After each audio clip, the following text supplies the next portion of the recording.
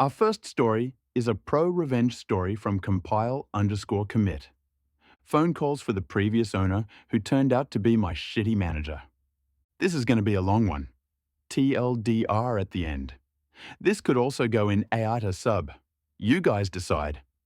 Names have been changed to keep anonymity. Mobile phones became common in my country around 2004, just as I finished high school. My parents bought me my first phone, a second-hand Nokia. It was bulky and basic, but I promised myself that someday I'd buy a new phone with my own money. When college started, I had a 2-hour daily commute. In high school, I had excelled academically and won several district-level awards. These awards were being distributed during my first year of college. One nationalized bank award finally gave me enough money for a new phone. I bought a Sony Ericsson K300i and a premium SIM card, not realizing it had been abandoned by its previous owner. By the third day, I started receiving calls for a guy named Bitzar from various financial institutions. It turned out the number previously belonged to him, and for 20 years, I've been getting these calls. Determined to keep my premium number, I began a routine of blocking wrong numbers. Back then, blocking was device-specific, so each time I got a new phone, I had to start over, keeping a list of numbers to block. I got my first job after graduating in 2009. Around 2010, I was assigned to a new project with a notorious reputation for burning people out due to a nefarious project manager named Bits. I didn't know his full name for quite a while. He took pride in making our lives a living hell. Bits ruled with an iron fist. From the moment his team stepped into the office, they were met with a barrage of emails and messages, each more urgent than the last. Bits thrived on creating chaos, often changing project deadlines on a whim, demanding his team work late into the night and through weekends. Bits' presence loomed over every task.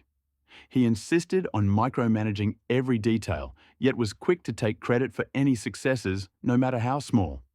Failures, however, were met with his notorious tirades, publicly berating his team and assigning blame without hesitation. His unpredictable temper kept everyone on edge, afraid to make the slightest mistake. Meetings were another tool in his arsenal of torment. He scheduled them during lunch breaks and after hours, ensuring no one could escape his grasp. These meetings were often pointless, serving only to reinforce his dominance and disrupt any semblance of work-life balance his team might have had. His relentless stream of emails continued around the clock, each carrying a thinly veiled threat: perfection or dismissal. Under his reign, morale plummeted and burnout soared. Yet Bits remained oblivious, satisfied only by his complete and total control. I was quite ashamed when I learned that he was from the same area as I was and had gone to the same school, though years before me. In 2012, our company merged with a parent company. Almost nothing changed personnel-wise, but infrastructure-wise, we got MS Outlook and an organization view. That was when I first learned about Bits from an organizational hierarchy perspective. His full name was an eye-opener. It was Bitzer. Now, the name was common enough, but at the time, mobile numbers had an area-specific pattern, so I already knew that the previous owner of my number was from the same area as me. Still, it could be someone else. I wanted to dig deeper. I talked with an old mentor who lived in the same area and had coached several high school students for the last 2 decades. He confirmed my suspicions. I won't go into the details, but it was evident that Bitzer and Bits were the same person. I had been quite pissed with this unknown person named Bitzer for almost a decade by then, and Bits had been the bane of my, and several others, existence for quite some time. This is where the revenge lies. First, I unblocked all the numbers in my phone. I was getting 5 to 6 calls daily on average, but after unblocking about 150 numbers, it increased to 15 to 18. My answering strategy changed drastically. Instead of saying wrong number, I politely explained that the owner had changed his number and provided his current number to update their database. This is where I could be the AH. I also volunteered his manager's number, in case he tries something else. The fallout was epic.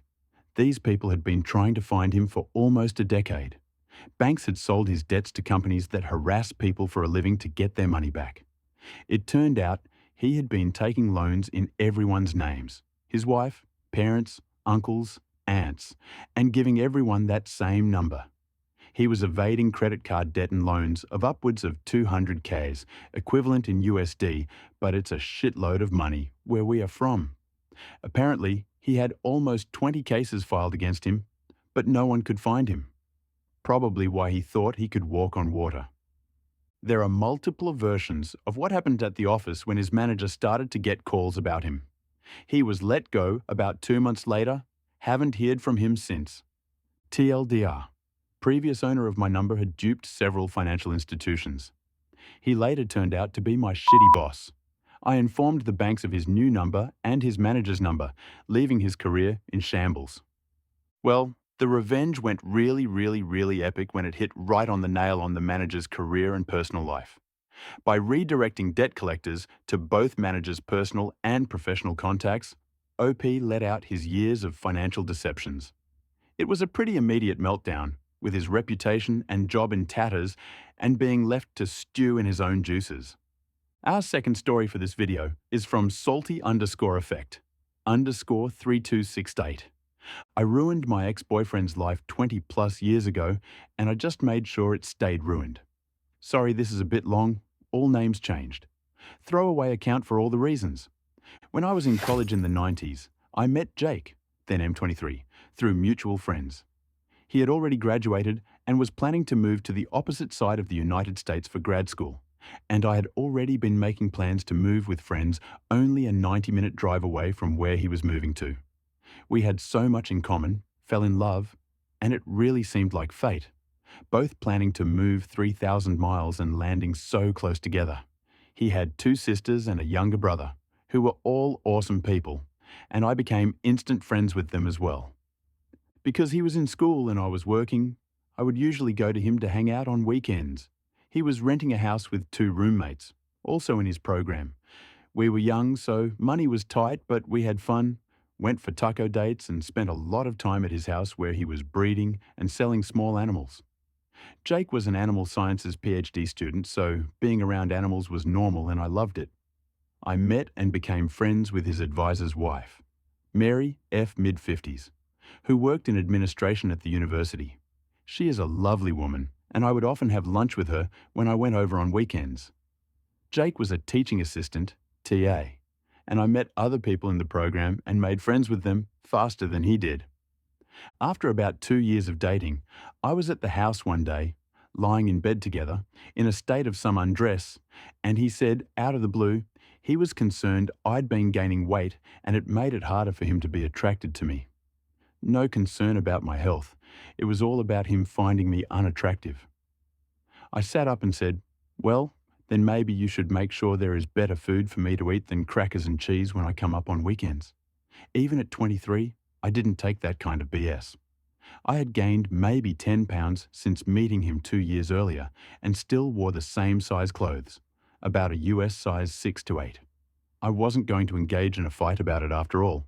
It was his problem, not mine. So I asked him calmly, so what is your solution to this? He stared at me blankly and said, well, I guess that you should try to lose weight. And I said, nah, I'm not going to do that, so what are you going to do about it? He said, well, I guess nothing. I wanted to let you know how I feel.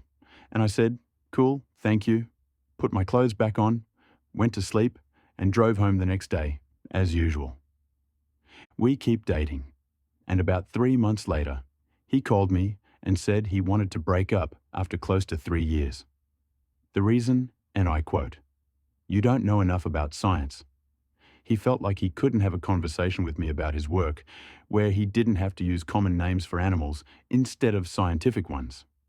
I said, well, that's bullshit. What's the real reason? He said, it was the real reason. He came to see me a month later to return something of mine, and I confronted him, demanding the real reason. He finally admitted he had been seeing one of his undergrad students, let's call her Meg, a 19-year-old. He was then 26 and her teacher. I screamed at him to leave. My roommate threatened to throw him off our second-floor balcony if he didn't go, and he left. It hit me all at once after he walked out, and I went from rage to stunned laughter. I'd met Meg a few times, and at one point, she was at his house for a BBQ and spilled something all over her pants. Jake asked me if I could loan her some sweats. I couldn't because I was a size 8 and she was a size 18. Nothing wrong with that at all, but the point is, I realized he made those comments about my weight to try and get me to break up with him because he was a coward. He clearly liked a big gal. Although, when he'd said those things to me about my weight, it was 1 a.m. I lived about 95 miles away, and we had just had our sex, so I don't know how he thought this would go. Even in hindsight, it perplexes me. Did he think I was going to break up with him and storm off into the night and drive for an hour and a half? Anyway, I emailed his roommates. It was the early 2000s. It's how you communicated anything you didn't want to say on the phone. I wanted to let them know we'd broken up and that they were always lovely to me, and thanked them for being friends. They both admitted they knew about Meg and were the ones to demand that Jake tell me, or they would. That's when he broke up with me with the lame, "you don't understand science" excuse. One of his roommate, a super nice, super cute guy named George, offered to help me get a few things still at their house that he had collected for me away from around the house. He suggested I come up for the weekend. We go out and drink and have a good time, all the things Jake didn't want to waste money on. And I said sure. So I went up and George let me into the house while Jake was gone. I took photos of all of his animals because while I might not be a PhD student, I paid attention and I knew he had an endangered species in his care. He wasn't breeding it. It was an unreleasable animal he had taken in from a rescue organization. There was paperwork he had to submit with a $25 fee, and he refused to do it, saying he didn't want the government in his business. I took photos of that animal, all his breeding conditions, and a photo of an animal not allowed in the state which was in a tank, right next to a window and visible from outside. I then went out for a night on the town with George. We stumbled in early, around midnight, so Jake and Meg, who were watching TV, would see me in a short dress, drunk, and George practically carrying me. I spent the night in George's room. He was a total gentleman, but made sure to leave the room and parade past them in his boxes a few times, and we giggled and moaned loudly so they could hear us. When I went to leave the next morning, Jake said I didn't have to act like a whore in front of him as I ate a donut slowly in my rumpled dress with messy hair, while George beamed at me and then planted a kiss on my head. Meg looked ashamed, not quite knowing where to look, and I said, "Have fun with my leftovers," and walked out. I wanted to think the petty, loud hook up and a few juvenile insults was my revenge. It was not. The next day, I had my photos developed, the good old days, and called the State Office of Fish and Wildlife. I reported the animals in the house, the potential overcrowding of breeding animals, and the 2 animals he shouldn't legally have at all in the state, and asked them how to make a report. Turns out Jake wasn't well liked by his peers in his program, or by his roommates, but I was. George had suggested that he and their other roommate could submit complaints to the university that a TA was sleeping with one of his students and showing her favoritism. The night we were out at the bars, we made sure to tell the story to anyone who they knew. They made sure all the women in his classes knew he was sleeping with Meg. It wasn't a large program, so people knew fast he had cheated and was now dating his student. George and the other roommate made sure people knew they had put in complaints, sick of Jake's entitled BS.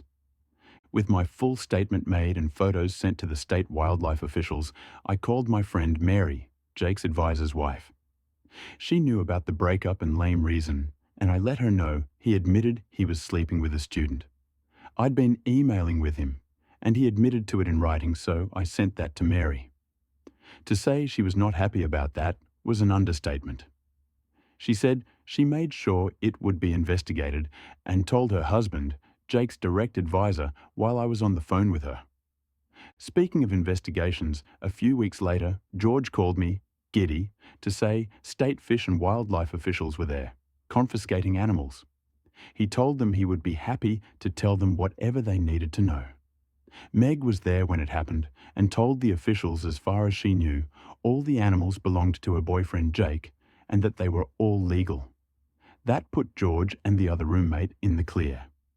One animal was kept in the backyard, so it was implied to Jake that a neighbour reported it. While they were there to investigate, they knew to look in the back window to see the far more problematic illegal to have in the state, under nearly any circumstances, animal. Since George was on the lease, he was able to let them in to investigate in the house. The animals were all in communal areas, and the officers stayed there for a few hours and returned with a warrant to take all the animals and enter Jake's room to investigate. George and the other roommate let them into their rooms with no issues and were quickly cleared. Meg apparently couldn't get a hold of Jake and eventually drove to the university to find him. Remember, no cell phones yet. It was a good day. The only animals they left was some guppies in a fish tank. Now, PhD students need grant money to do research, and a large part of animal studies funding comes from the federal government. Jake had just gotten an EPA grant right around when he broke up with me. So I called the EPA and asked how I would report that a person with a federal grant was being investigated for illegally harbouring endangered animals. Long story short, he lost his EPA grant and had to make restitution on what had already been used, close to $30,000. He would never be able to get another federal grant. He avoided jail time on the state charges since all the animals were in good health, but lost all his breeding animals, worth thousands of dollars, since they were collected for safekeeping during the investigation when the two illegal animals were taken. In the end, he owed a $15,000 fine, and the two animals went to a nearby nature centre. For years, I would stop by if I was in the area to visit them. The university revoked his scholarship and fired him from teaching for having an inappropriate relationship with a student. He somehow escaped being expelled, but it always shocked me that he never tried to hide the relationship with Meg and was so stupidly self-assured he didn't even wait the 4 weeks until she would have been done with his class to start publicly dating her. By the university rules, he would have been in the clear to date her, not being her teacher anymore, and she would just have to avoid any classes he was a TA in. It never fails to make me laugh. After a few months, I emailed his sisters and told them I missed them because Jake broke up with me after trying to call me fat and cheating on me, and I felt weird contacting them. The girls told me he told the family I broke up with him because of the distance. I forwarded them emails that Jake wrote after the breakup, talking about how he fell for Meg, and he was sorry about it, but it was true. I couldn't keep up with him academically, and it made him attracted to Meg.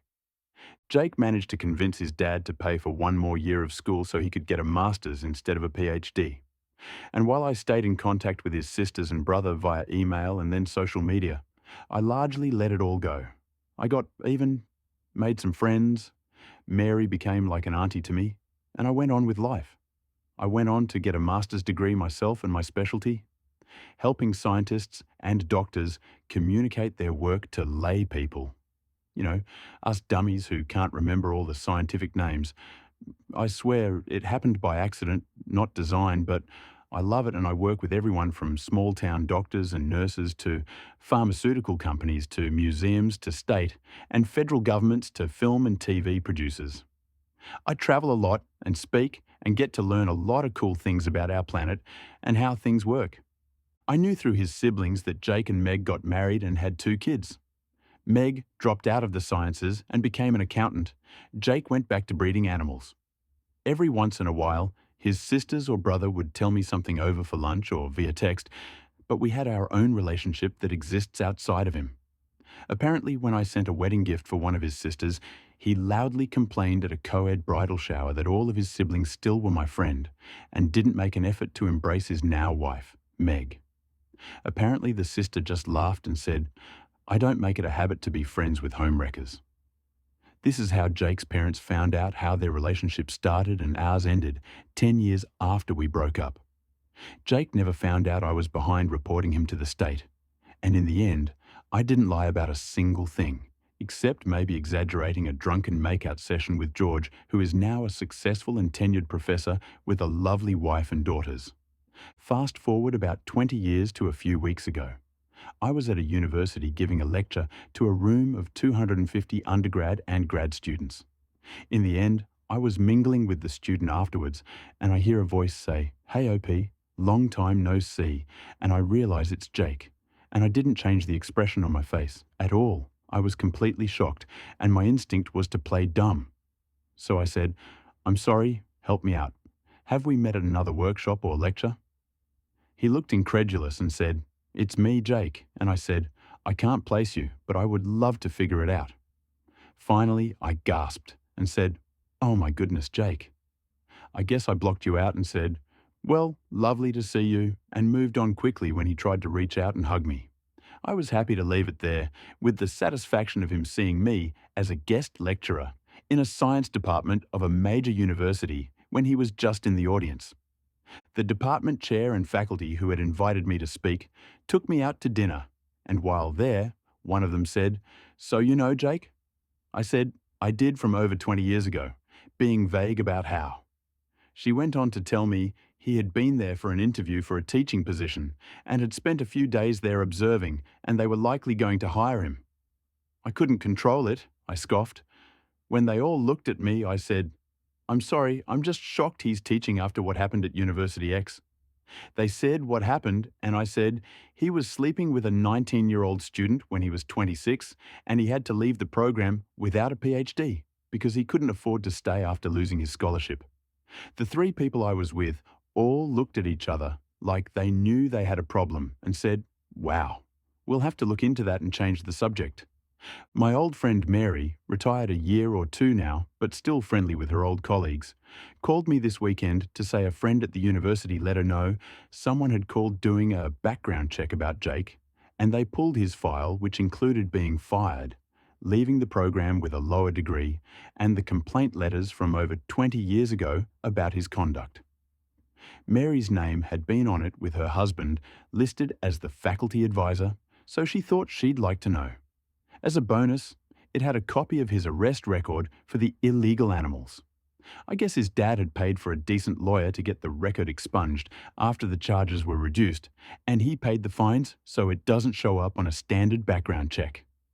I don't think he's going to get that job, so I will return to my life, content that the universe comes through sometimes, especially if you give it a little nudge now and then. The best revenge is when you don't have to do anything wrong. You just have to help direct knowledge to the right places. If there is anything I can impart to any young women and men reading this, as I shimmy happily into my now size 10 pants, it's that if someone who is supposed to love you complains about your weight or looks, that is their problem to fix mentally, not yours. And maybe it's time to check out what they are doing behind your back, or simply move on. Remember though, it is their flaw, not yours. If Jake hadn't been a coward and tried to make me break up with him and just ended things with me in a mature way, I might not have found out about Meg and turned his own wickedness back on himself. Wow, the revenge was really heavy, perfectly calculated, and deeply satisfying, crumbling the academic and professional career of Jake. The final blow came when, after 20 years, OP sabotaged Jake's future by revealing his past to a potential employer. However, OP's choice to be in contact with Jake's sister is not understandable. Bye-bye for now. Let's see you tomorrow.